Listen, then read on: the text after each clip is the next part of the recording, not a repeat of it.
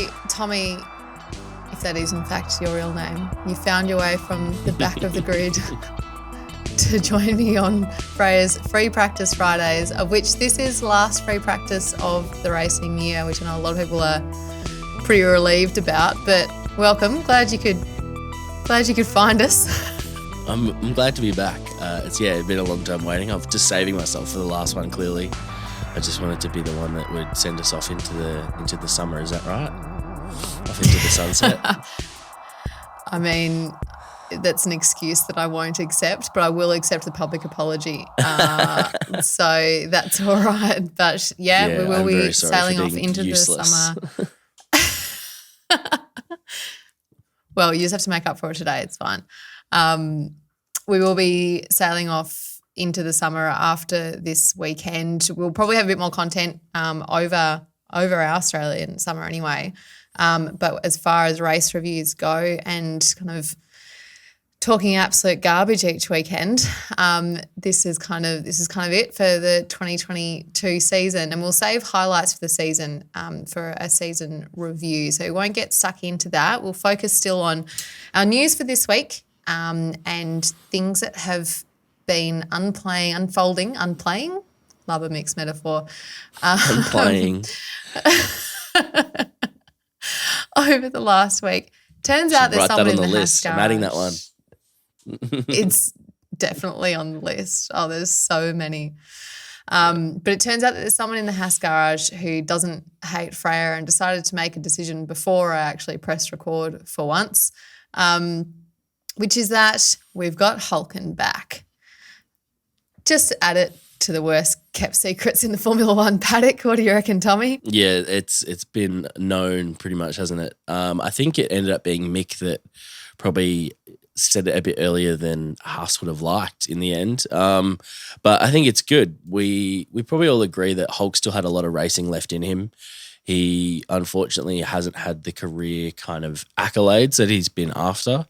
He's a very consistent driver that we've enjoyed watching, but he's never had those, silverware moments where he's been able to take home something from a podium. And I think he still has unfinished business. So he drove really well at the start of the year with no practice. So it'd be interesting to see what he's like if he's got a full preseason under his belt and he's back to full fighting racing form. But yeah, very interesting to see two kind of older drivers back at the Haas team, like two of the more veteran drivers, not some babies, which we've been used to seeing for the last 2-3 years at Haas. Yeah, and that's obviously kind of that big change that Steiner's after, really. He's kind of said, we're done with rookies. And as much as Hulk hasn't had a seat full time since he left Renault in 2019, he, as you said, has over his racing years kind of been known as that consistent, reliable, kind of safe pair of hands for the most part.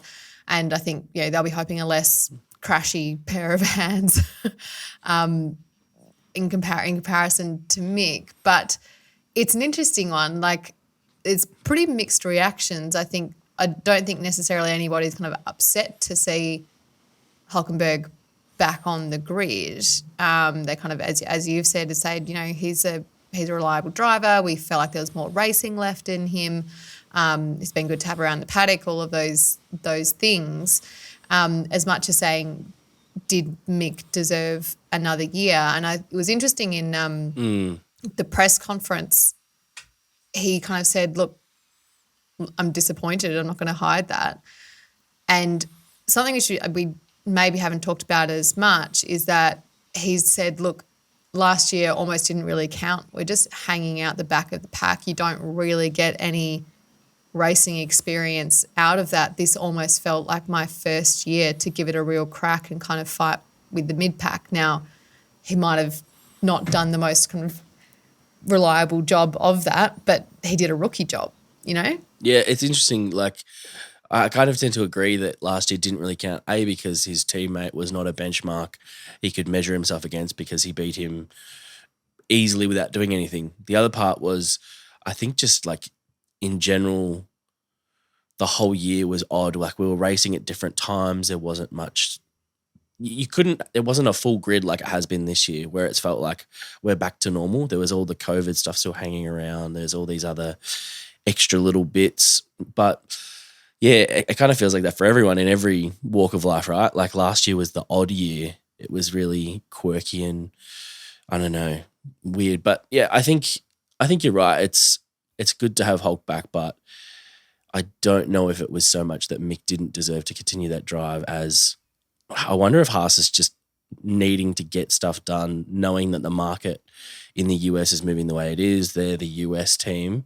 They just wanted to accelerate their timeline maybe, and they weren't willing to hang out and wait for the drivers to get good enough. Yeah, potentially. And I think like maybe that's like such a team specific scenario. Like if Mick had been racing for someone else, he might have had a bit more time up his sleeve, either as a reserve driver or in that kind of testing and development role to get himself up to speed with the new car, whereas that they don't really have that kind of space and for the team when it comes to them needing to start delivering because they haven't been for so long.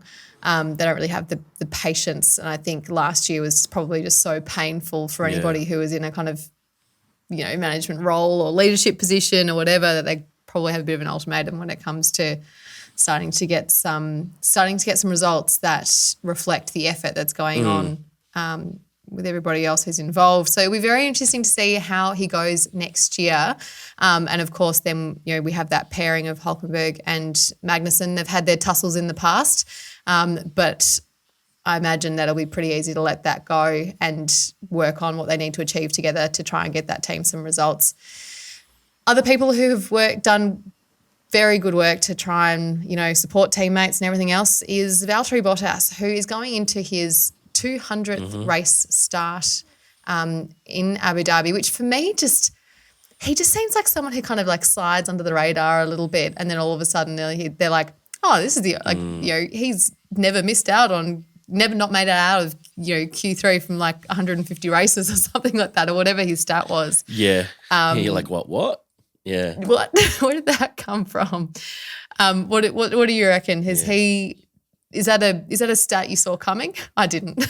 No, and to be honest, like if you had told me it was his 150th or if you had told me it was his 300th, I probably would have believed you, just because, like you're saying, he's so consistent and just is always there and doing a good, consistent job. It's very interesting to see that. I feel like I would have expected more races from him, but he is still young. Like I forget that he's not as old as sometimes, because I suppose he was next to Lewis and dominance for 6 years, and in that team, you feel like, oh, this guy's been around for years. He's 100 years old. They're the senior veterans, but VB is still relatively young in comparison to some of the other people on the grid. So I still think he's probably got another 100 races left in him if he wanted it. I could see him in that 300 club, up with like Alonso and Seb and all those guys that have carried on. Maybe not the full Rubens, which is insane. I think he's like closer to 400, if not exceeded. That guy was insane and just was everyone's teammate forever. But yeah, it's very, very impressive from VB, and it's kind of a nice acknowledgement of a great career, because I don't think there's a lot of people who can say that they've had 200 races. A lot of those in like a very competitive team, a lot of race wins. It's a very stellar career. Yeah, totally. 10 race wins, 67 podiums and 20 pole positions. Like it's not a short list by any means. And like you said, it is a weird one, right? Like you kind of feel like it seems like a lot of races, but at the same time, he's always been there, so it doesn't seem like that many. It's like the opposite of Leclerc. Leclerc feels like he's been here for 5 minutes, but actually he's been around for a little while. Is F1 drivers just like breaking the space-time continuum. We've also got 200th, but different stat. Oh, you poor thing, you can see not well. 200th race with Mercedes for Hamilton. So another... That's insane, isn't it? When you think about, we just talked about VB and his 200 and how impressive that is for a career to be anywhere. And then Hamilton's done that with one team.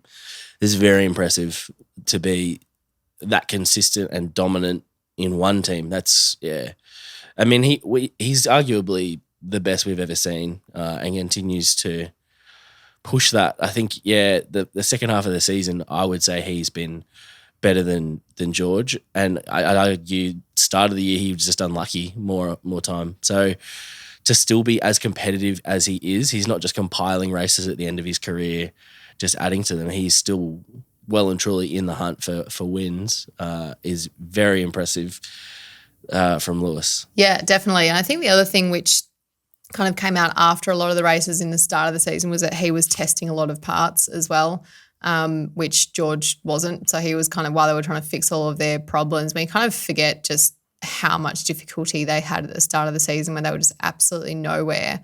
And, us included, especially after speaking to people likes of Richard Saxby, kind of saying we're not sure if they're going to be able to get it right this year just based on what, the type of environment they're used to operating in, which is a winning environment, if they'll be able to figure out how to problem solve and kind of have to work for that in such a different way. And it sounds like Lewis was such a big part of that in terms of finding their way out of those issues and kind of being the guinea pig for a lot of the potential solutions, while George kind of came to terms with that car. We've got unfortunate news when it comes to Daniel Ricciardo. He will have a 3-grid place penalty. So he did joke though. He's like, do you know what? Penalties make me go faster. I wish I got 5, but they only gave me 3. I've kind of got here, last races for Vettel, Latifi, DR ? Mick ? It's probably not the start that he wanted to his maybe last Grand Prix. And he has said, in his press conference, he's feeling really good. He's not treating it like his last race. He knows that it might be, but he just knows that penalties make him go faster. What would you hope to see from DR this weekend? I'd like to see a competitive Daniel coming from further back than he would have liked, but also let's go with a ballsy strategy. Let's play for that kind of jeopardy and see what happens and capitalize on those opportunities. Because that's the Daniel I enjoy watching, is kind of on a different strategy.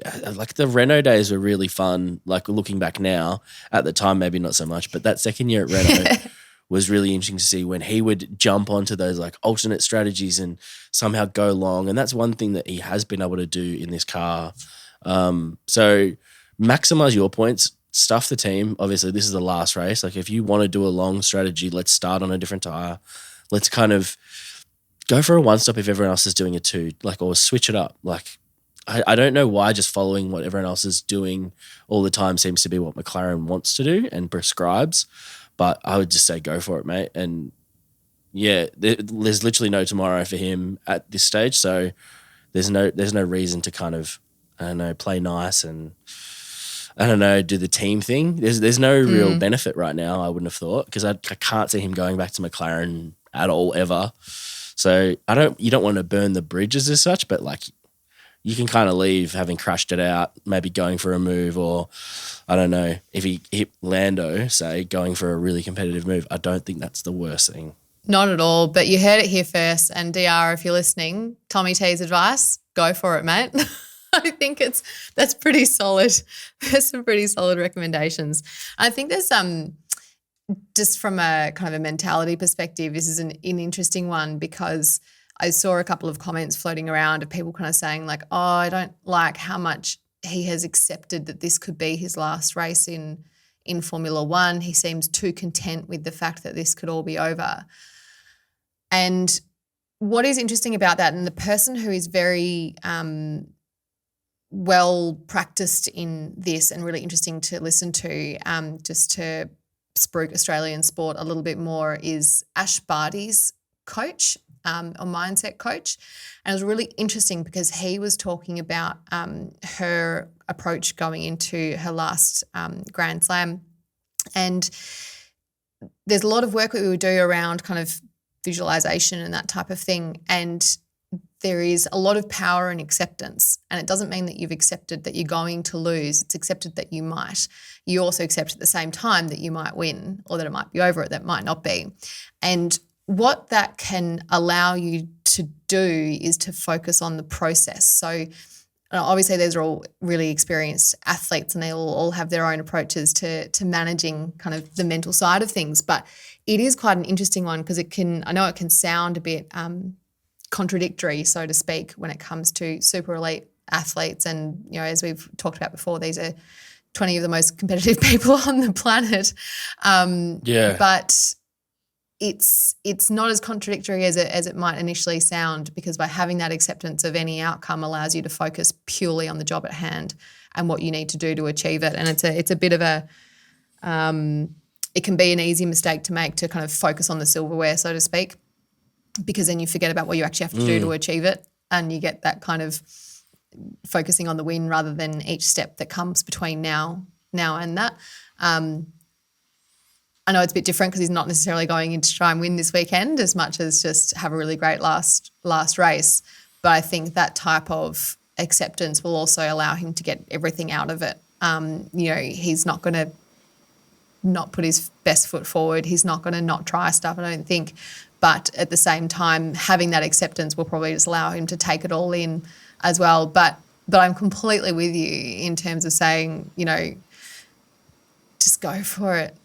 Don't take the easy way out, or be the nice guy just because it's your last race. Why? We'll see how he goes this weekend, and if that penalty does in fact give him the fire that he says that it will. As I mentioned, we've got some last races and some last races question mark. So DR and Mick obviously falling into the question mark, not so much because it's not, we know they're not racing next year, but they're not leaving the sport with any type of finality. The person who I imagine would be, because they haven't been the reliable set of hands that might be invited back, would be Latifi. We've talked a bit about him my last podcast, and you guys after Brazil as well. And it was interesting listening to him in the press conference today, actually, because he's not dissimilar to some of the interview stuff that he's done. He kind of said, I value the experience that I've had so much. I'm living the dream that a lot of people will have had, and I'm just kind of sad that it hasn't been more successful. But, last weekend he's been here before, and hopefully it's a little bit less memorable maybe. Yeah, exactly. I mean, his name was like the third most mentioned, I reckon, after last year's finale, wasn't it? He was the cause of all of the havoc. I think I'd probably be in a similar spot to him. Just, it's an incredible thing to have done regardless of if you've had wins in Formula One. Just to get to Formula One is an outstanding achievement, and he's kind of realised that. He's like, I've had a couple of years, I've had a lot of opportunities, and it's been an excellent time.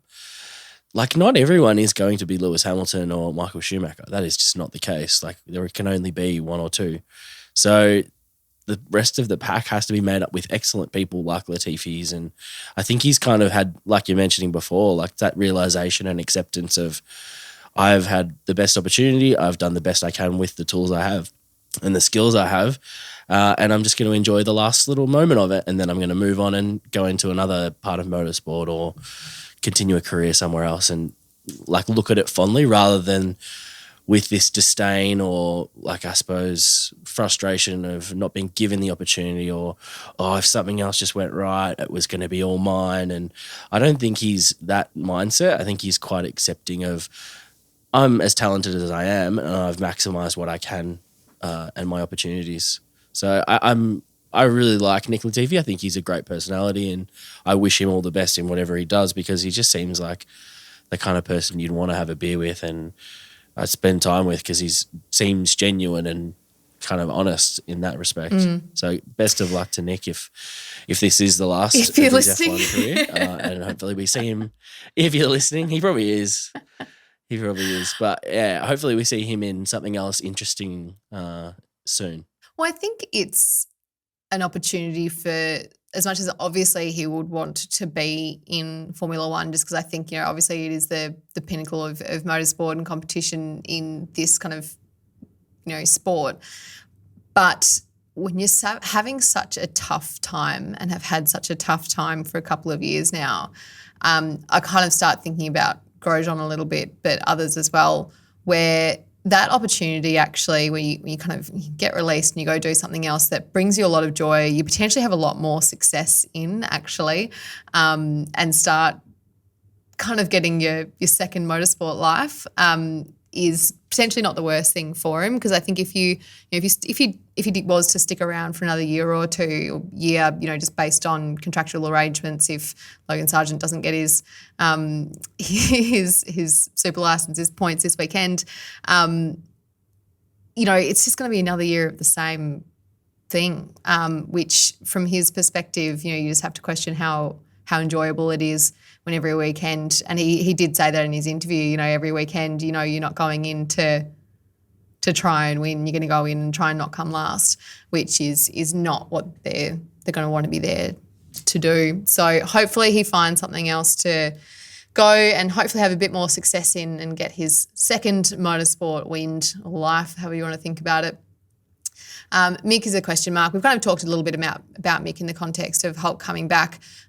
Similarly, look, I think he's somebody who probably we're more likely to see back on the grid, just because he's, like we said, his experience has just been so limited, and I think a lot of people are still, confident in his potential, if that makes sense. And of course he has, I love it how it's like as soon as one thing gets released or confirmed, the dominoes do start to fall, or the next, not even necessarily confirmed dominoes as much as the next rumours start forming.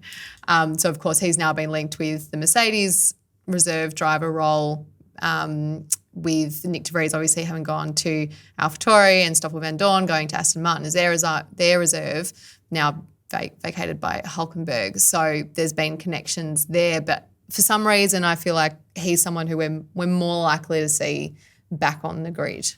I think more just because of his name, as well as like he was solid. I don't think he was detrimental to the Haas team this year.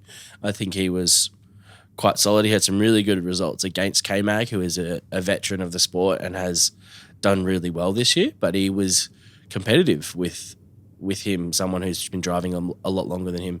I think the environment at Mercedes could be a very interesting place for him to learn as well.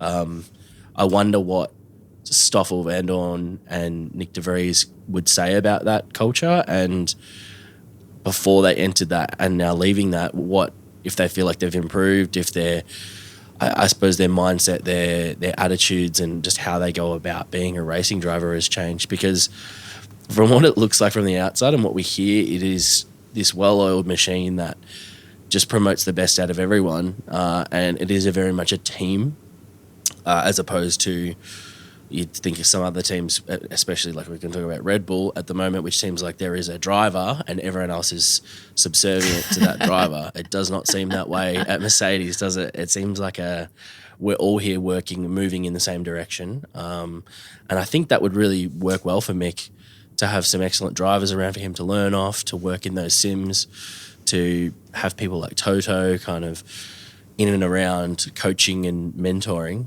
That is excellent. Not that Haas wasn't able to do that, but you can't compare like what Mercedes has to offer compared to, say, a team running on a shoestring budget like Haas. So I think I would like to see that, because that means we don't lose him completely from the sport. There's a nice parallel, I suppose, that his dad was there, but that's something that we don't like to say. Like, Mick is his own driver, and I think that would probably be the career move for him. As if I was in that situation, I think I'd be like, where can I learn from the best? That makes sense. I would head to Mercedes if possible. Yeah, I think it's a really good point. And like you said, he's going to be wanting to make his own career decisions, not just those where he feels like he's got a legacy in, so to speak, at the same time that's going to be something that helps him very likely. But like you said, you kind of go, I need to keep learning. I need to learn from the best where I can. But it's also just learning how other teams do things. I think when you've only experienced one team, that so far is all you know. Now, obviously, he's been the Ferrari Driver Academy and that type of thing, but he's from an operational perspective and how things run and decisions are made and debriefed and everything else, he only knows one way. So it'd be interesting to see how experiencing a different way would actually help him to develop as a driver. And you can think about that with any career, really. Like you can be a very big fish in a small pond, and you only know how to swim around your little pond, and you go somewhere else. You go to your jump out and go to a big pond and, all of a sudden it's like, oh crap, okay, I've got a bit to learn here. But that's potentially going to make you so much better as well. So I hope that he does get that opportunity just to kind of expand his experience, because I think it'd be so hard if that's what you were limited to and just kind of experiencing one team over a 2-year period, half of which, was under very strange circumstances. And, knowing that all your time and effort was being put into the next year anyway. So I hope that he does get that opportunity. I think that he will. Like you said, I think as much as he is obviously trying to be his own driver and have his own career, I think, his name will support him in some way to help keep his foot in the door where others might not have the same opportunity really. Yeah. Other things to look forward to this weekend, we've got Drivers' Championship.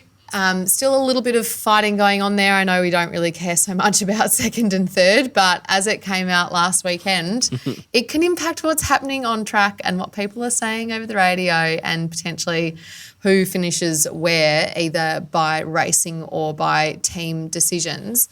So obviously we're going in with that fight for second kind of being the talking point. We've got 290 points each, Leclerc and Checo. Leclerc's ahead kind of based on wins as opposed to points, which basically means that whoever finishes ahead, as long as it's inside the top 10, will secure the second place. Does anyone care, Tommy?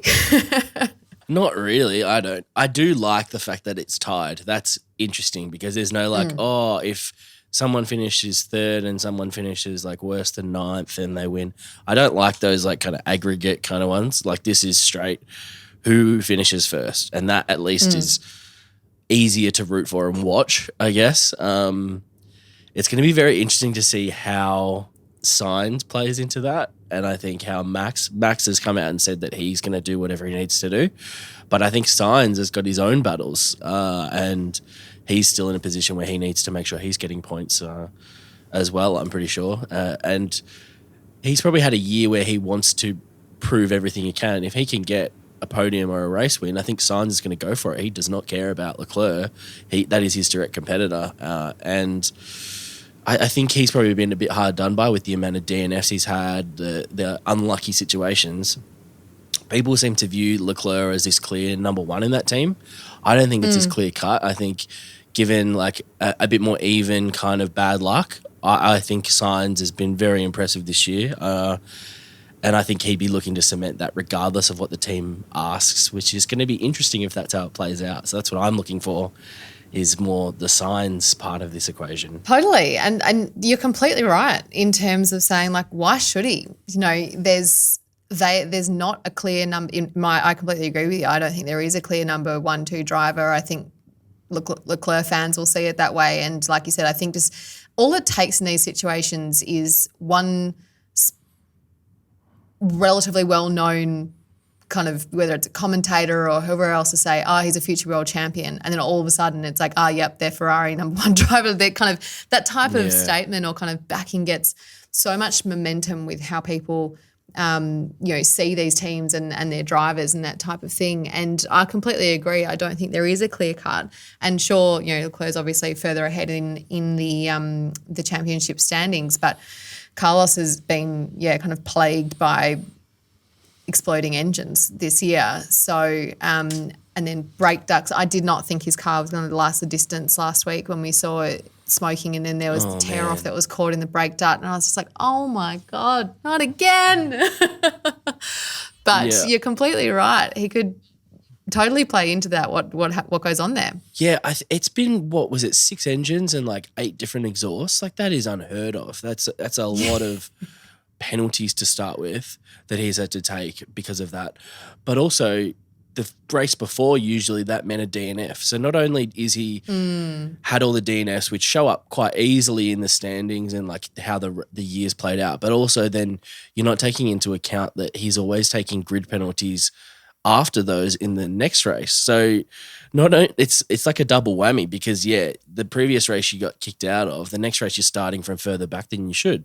So considering all of that, I think he's had quite an incredible season. And when he's had his machinery work, he's been excellent. And I'd really like to see him get a clean run. We used to say this about Valtteri at Mercedes, it seemed to be always he would have the bad luck. And it was like, imagine if he just had a clean run at a year, could he take it to Lewis?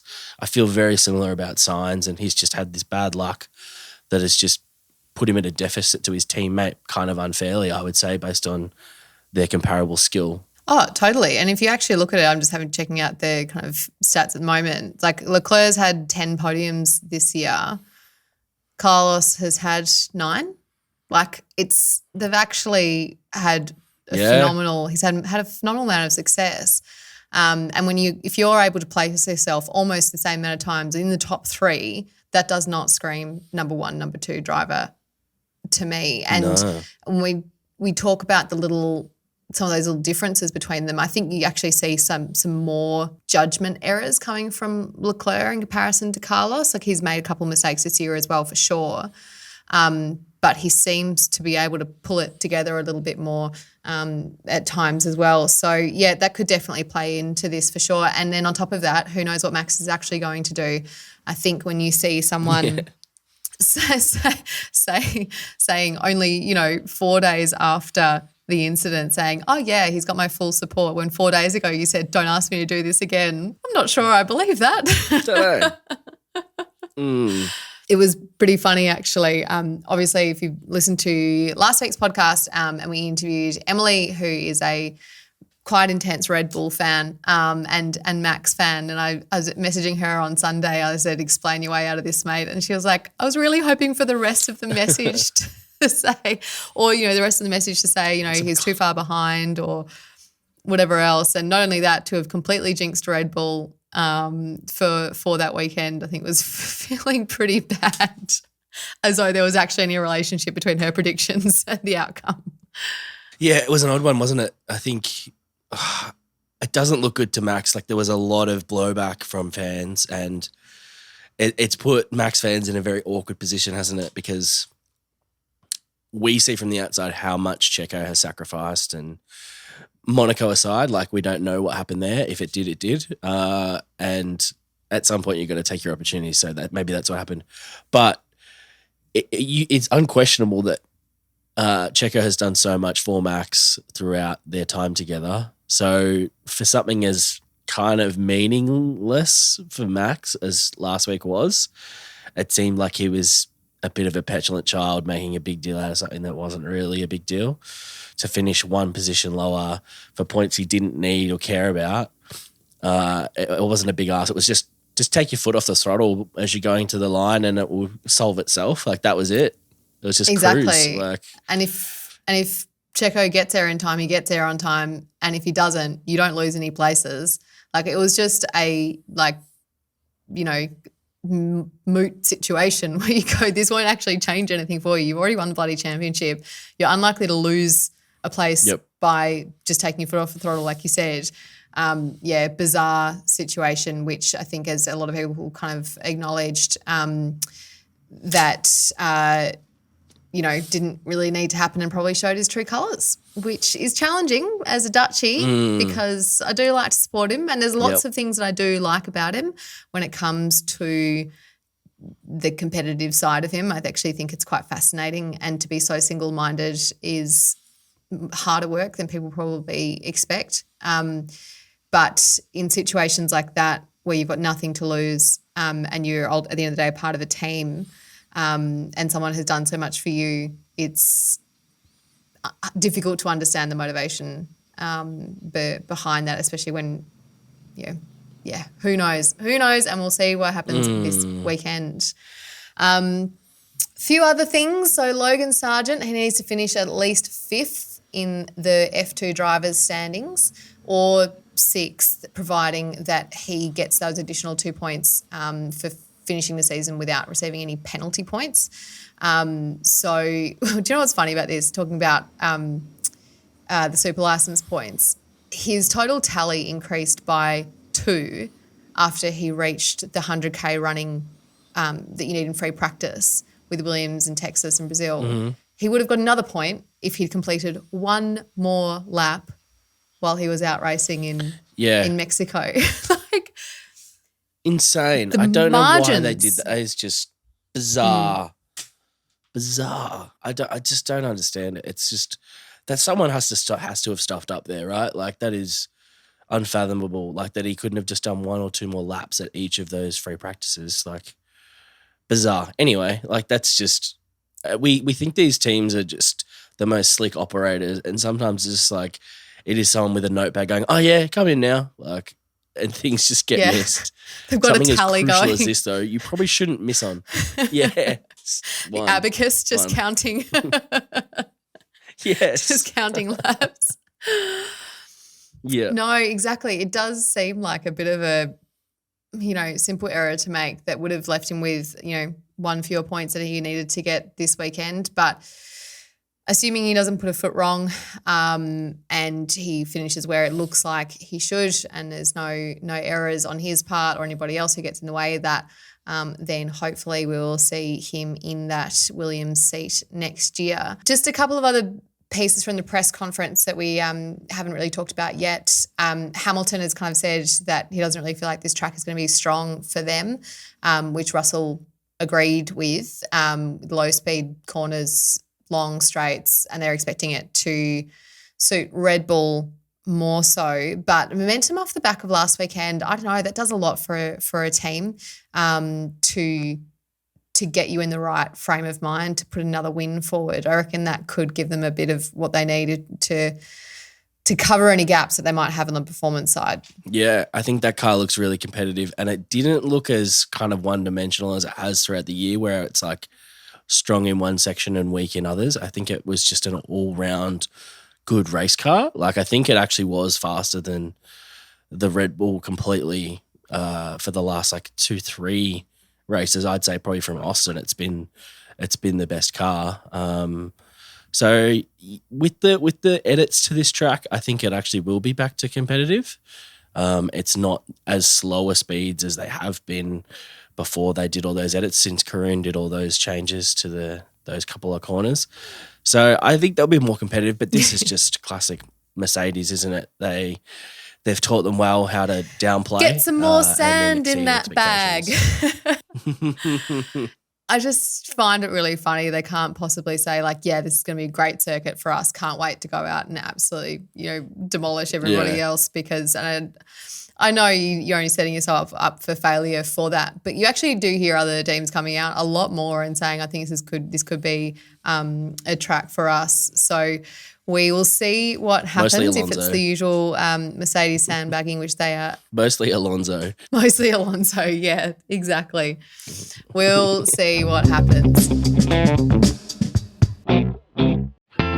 If you, like me, somebody who lives overseas but also just wants to watch shows from all over the place and missing out on your favourite shows not available in your region, try to keep your private time private. Campy, looking at you. Well, let me introduce NordVPN. NordVPN allows Campy to watch The Real Housewives of Alabama whenever he wants. But if you're bored with Australian Netflix, easy to do, why not take it for a spin in the US?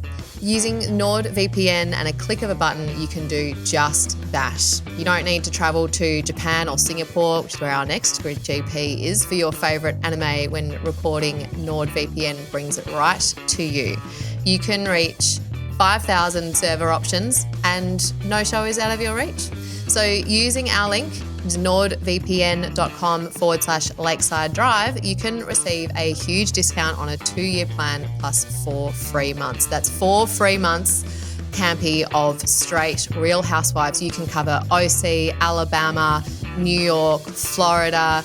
I reckon there's maybe a Denver Real Housewives. I don't know. But these are all accessible to you using NordVPN. Plus, part of our binging, we want to keep it private, right? So NordVPN keeps your information encrypted so you never have to worry about your IP or location getting out. And they've also doubled down on keeping you safe with their new threat protection feature. So say goodbye to intrusive website ads and malware, of course. Even if you download an infected file, threat protection kicks in and it deletes it, just like Campy probably wishes he could delete his browsing history. But it makes a mess of your computer, as he will know. But NordVPN is there with its threat protection feature. And all of this is risk-free. Don't forget that there is literally no risk to you with their 30-day money-back guarantee. So So give it a try, and if you like it, that's awesome. If you don't, they'll issue a refund and you can pretend the entire situation never even happened. nordvpn.com/Lakeside Drive to get your subscription started today.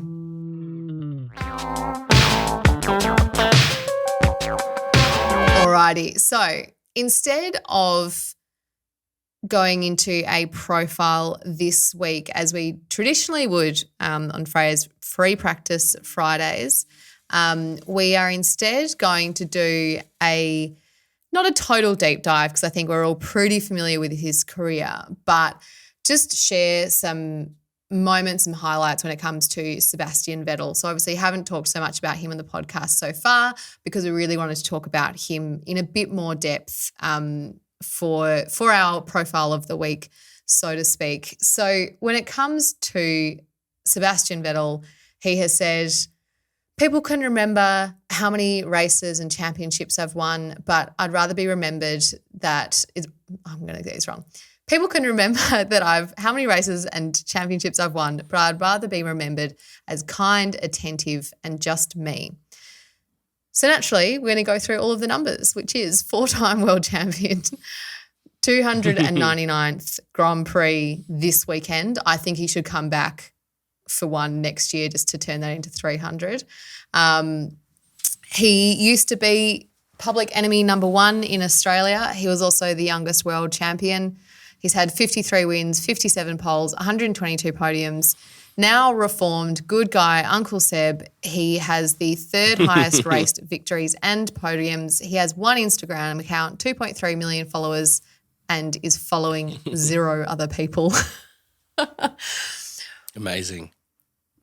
It's what a career, Tommy T. And he was so funny in the press conference today when asked, how does it feel to be retiring? He said, well, I don't know yet. I'll ask Nando. He's done it before. And it is an interesting question of how are you going to feel? And it's like, well, I don't know. Ask this guy. He's done it.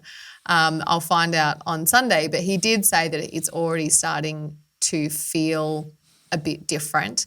And he refused to pick a moment to highlight from his career. He said that, it's just not possible.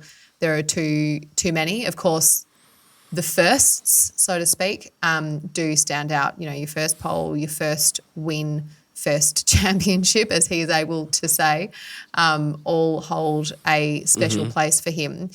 But just because he won't pick one doesn't mean that we can't. What's your favourite Sebastian Vettel moment, Tommy?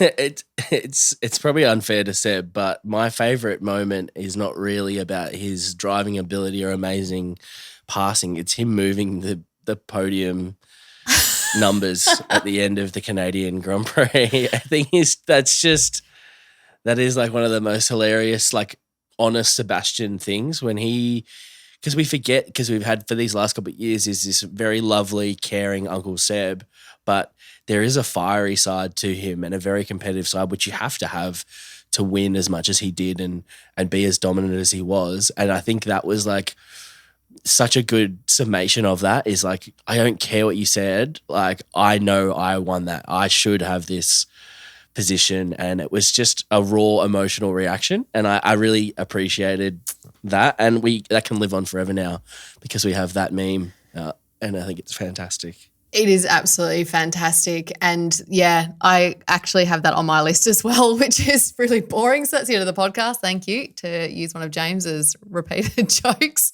But one of the other things that I had noted down as a favourite moment from him was actually also not a racing moment or anything that was on track, but it was like way back when he was in Red Bull, when they had one of those press conferences and he got that really long-winded question about turn back 30 years and we were asked if a monkey could drive a Formula One car. Well, now it's like, and it went on, the question went on for like an hour and there's 5 of them all looking at each other and Seb just goes, can you repeat the question?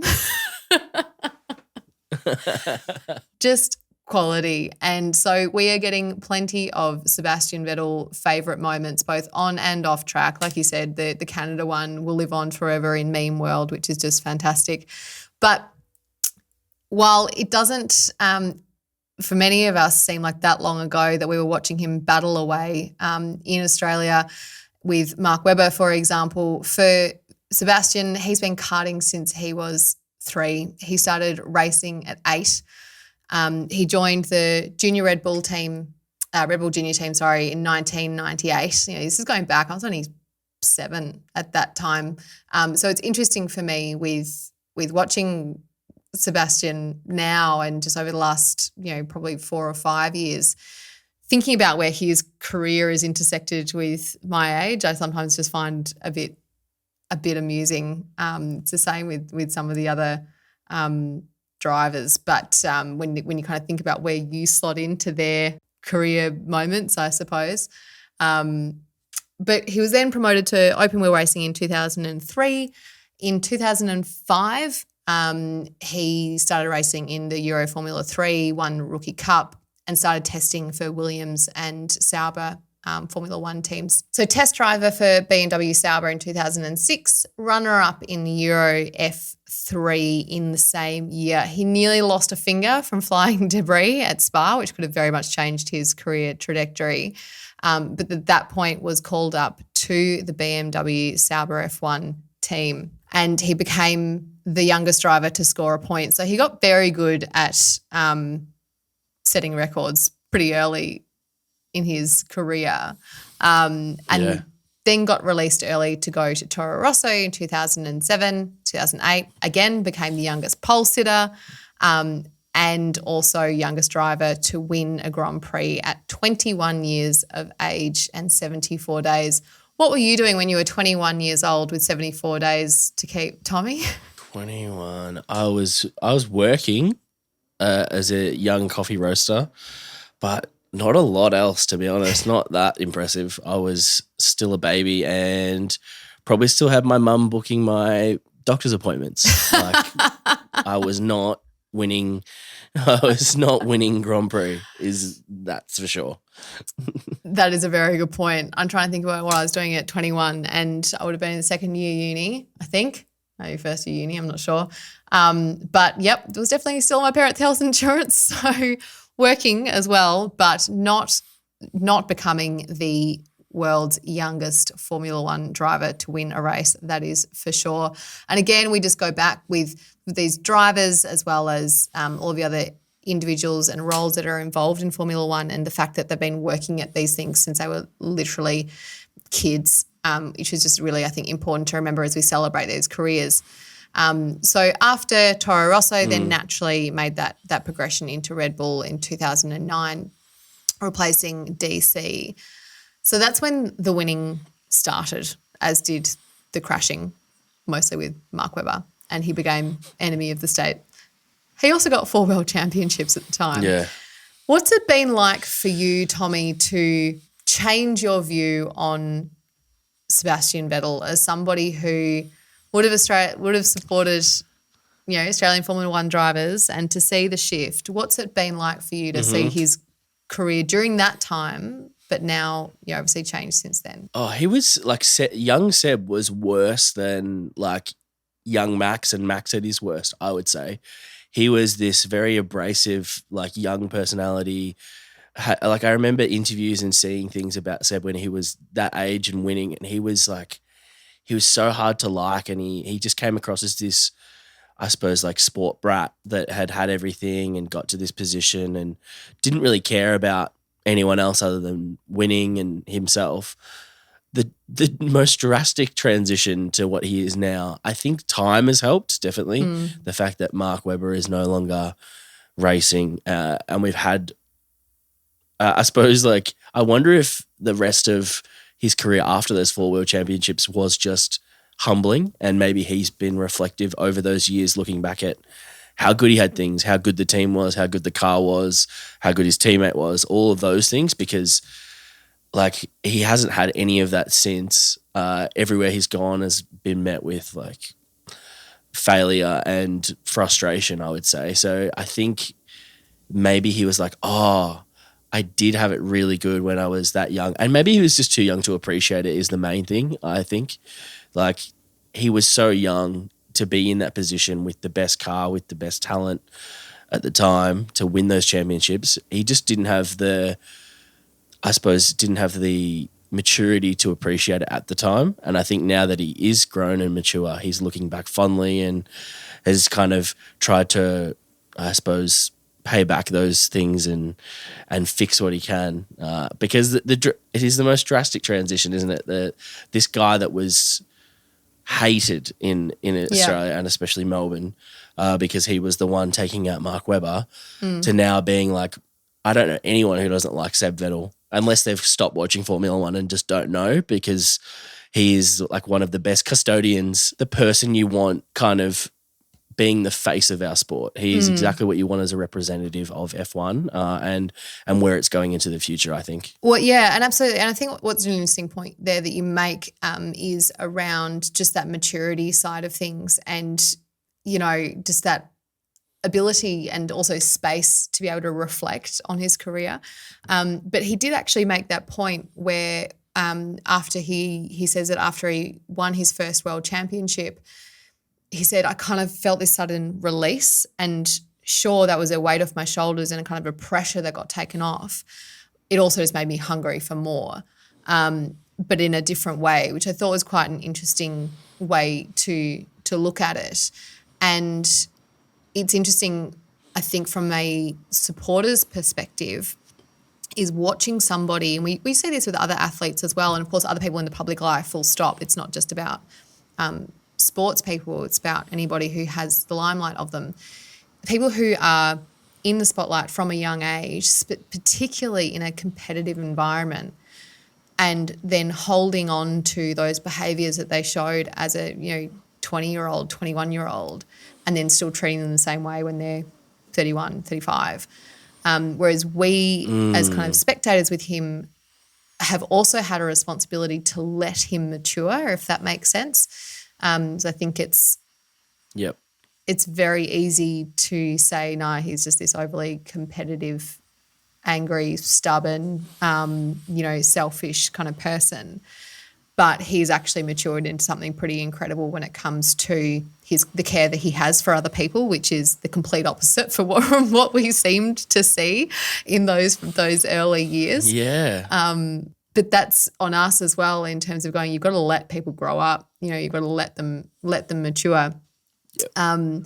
But like you said, those early years, and then obviously going into Ferrari, where it just, I can only imagine, just must have been the most frustrating time of his life when it came to things feeling so close and yet so far, particularly in 2017, having that championship just slip away. And for many, it's never down to one race necessarily except for last year, not necessarily things that were in his control. Like, he had massive reliability problems, wouldn't be like you, Ferrari. Just watching this championship slip away, and like you said, since then hasn't really had the same level of success. Not to say that wasn't an incredible stint that he had with them.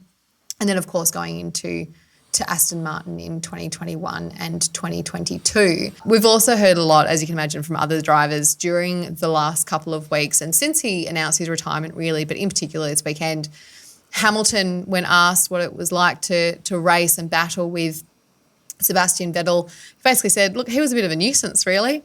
And then you have Sebastian kind of coming back saying, look, I think our relationship is better for our battles, and interestingly, immediately, as much as somebody who wouldn't go back and pick a career highlight or moment or favourite or anything like that, was immediately able to say, Baku, I wish that didn't happen. I did the wrong thing, but our relationship has been stronger ever since. And that to me was a really interesting moment, to have the humility now to still go back and say, no, that was on me. But I'm glad we've been able to keep racing, and that our relationship has been stronger. But then Hamilton also said, yeah, but you'll be back. Like, it's that idea of going, it's like Nando. It's like he's already retired, but he'll be back. Maybe we'll cut a deal. Yeah. Speaking of Fernando Alonso, he has said that it will be very strange without Sebastian racing alongside. He said we obviously fought for championships. He said we fought for championships and now we fight for seventh. So things are different, but he does feel like his career will be linked with Seb's in many ways. He's got a tribute helmet for him this weekend, and it reminds me a lot of that kind of Rafa and Federer type relationship where their professional relationships and careers are completely intertwined. You won't hear about one without hearing about the other. One of our favourite, obviously, drivers and his perspective with Daniel Ricciardo, and he reflected on not just the competitor but the person, and he kind of separated the two in terms of saying, look, the competitor, you can't help but respect the level of competition in him, really. He said, 2013, he didn't just want to win, he wanted to destroy everybody. And as somebody else who's really competitive, you look up to that actually a lot. But interestingly, outside of that, he said, but he can compartmentalize. He can still come and see you off track and say, I hope you're all right. And obviously I think potentially as some of that competition pressure, if not the competitiveness, has been lifted, he's been able to perhaps let that other side shine a bit more as well. Max obviously recalling Sebastian being there, waiting for him after his Silverstone crash and checking that he was all right. And even Leclerc saying, when I was back in Formula 2 doing sim work, I got a letter from Seb saying, I really appreciate how much work you're putting in. And he said, that respect off track from him has never changed regardless of on track issues. So just a very interesting career when it comes to huge amounts of success, as well as watching somebody to kind of grow and change and develop and in the eyes of others as well throughout his career.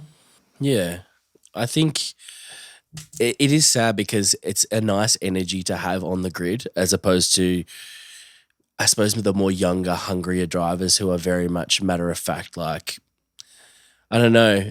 It's very impressive, I think, that Seb has been able to compartmentalize, like you mentioned. And when the visor's down, I am ultimate competitor. But when I'm off the track, best of mates, we can actually have those conversations. And I think Daniel does that quite well as well. And that's something that hopefully Seb has been able to kind of encourage others to do. But it is very interesting that I suppose like he's taken this Uncle Seb role so seriously and has decided to figure out what legacy he can leave in these last couple of years and how can he leave Formula One in a good spot once he does leave. And I think that's been forefront of his mind as much as the on-track stuff almost.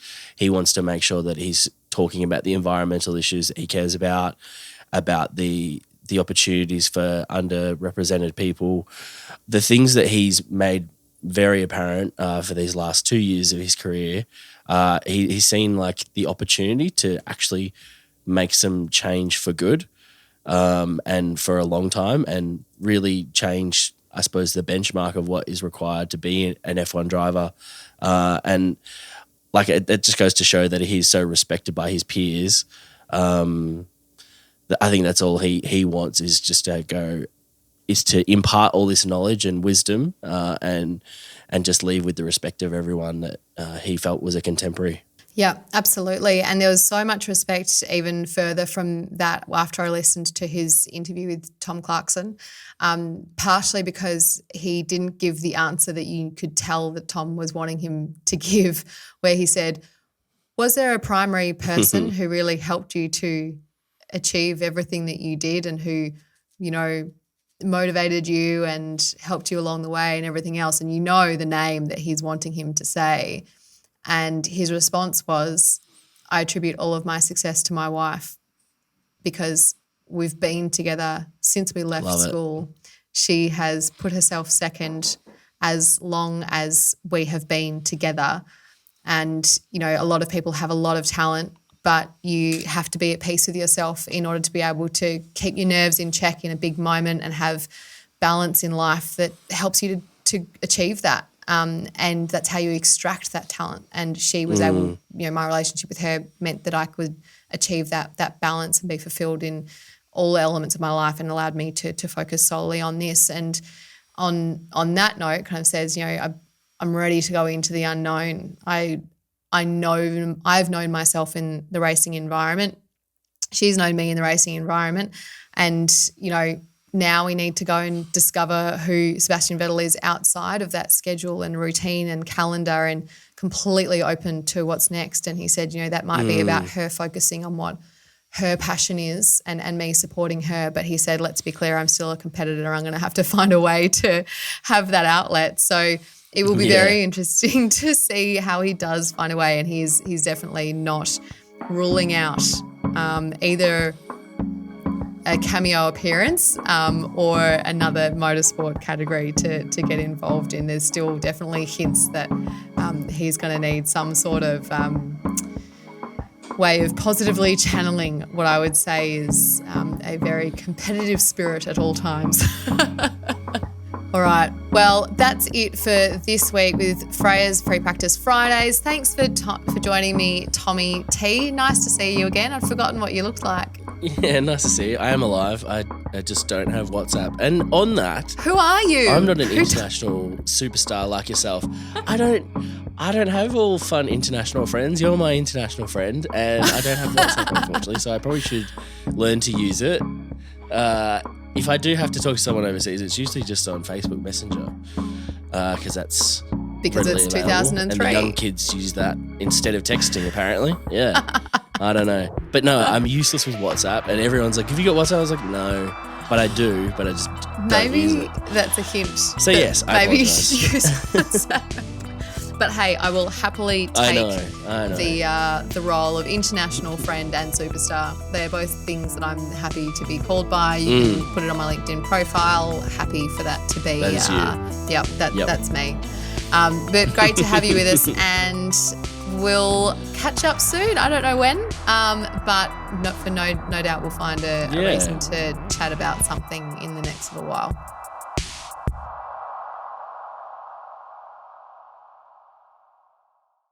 But we've heard from Tommy T and what he has to say about. Sorry. It's very. I tried to hit mute and I think I missed it. No, it's so good though, and it's staying in. Just for listeners, Tommy just did an epic sneeze, which required his entire arm to cover.